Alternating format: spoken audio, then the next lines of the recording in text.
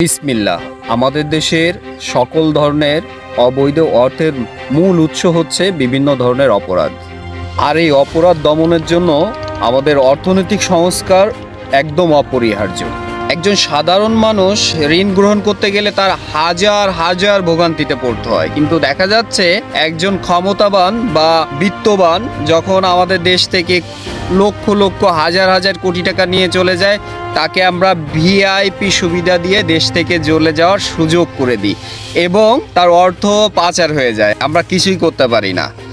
এই ব্যবস্থা থেকে উত্তরণের জন্য অবশ্যই আমাদের অর্থনৈতিক সংস্কার আগের জরুরি। সর্বপ্রথম আমাদের দেশে যত সংস্কার দরকার তার চেয়ে সর্বপ্রথম সংস্কার হচ্ছে অর্থনৈতিক সংস্কার।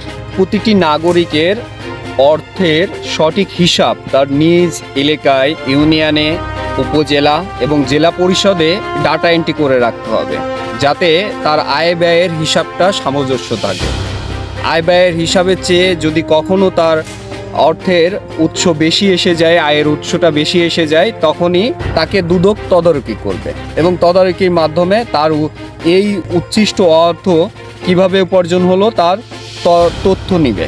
যদি তার তথ্যে ভুল থাকে এবং তার উৎসের যদি কোনো সঠিক বিবরণী না থাকে, তবে সেই অর্থকে রাষ্ট্রায়ত্ত করে নিলাম করে দিতে হবে। এভাবে আমাদের অর্থের সঠিক একটা মেজারমেন্ট আনতে হবে। এবং দ্বিতীয় পর্যায়ে আমাদের যে অর্থগুলা এখন পর্যন্ত অবৈধভাবে অনেকে ইনকাম করে তার বালিশের নিচে রেখে দিয়েছে, বিভিন্ন জায়গায় লুকায়িত অবস্থায় রাখছে, এই অর্থকে আমাদের মেজারমেন্ট করার জন্য অবশ্যই আমাদের যে মুদ্রা আছে এই মুদ্রাকে নতুনভাবে সংস্করণ করে বাজারে আনতে হবে এবং অল্প সময়ের মধ্যে এটা করতে হবে, যাতে অবৈধ যত অর্থ আছে এটা সমাজ থেকে দূরীভূত হয়ে যায়। যখন আমরা বিদেশ থেকে ঋণ আনি, সেই ঋণটা আসার পরে দেখা যাচ্ছে সেই বিদেশেই আবার যেভাবে ঋণ আনছি সেভাবেই অর্থ পাচার করে টাকাটা আবার প্রেরণ করে দিচ্ছি। ঋণের টাকা আমাদের চালানাও আমাদের দেশে কাজে আসে না। এইখান থেকে উত্তরণের জন্য অবশ্যই আমাদের ঋণের দিক কম যুক্ত হবে।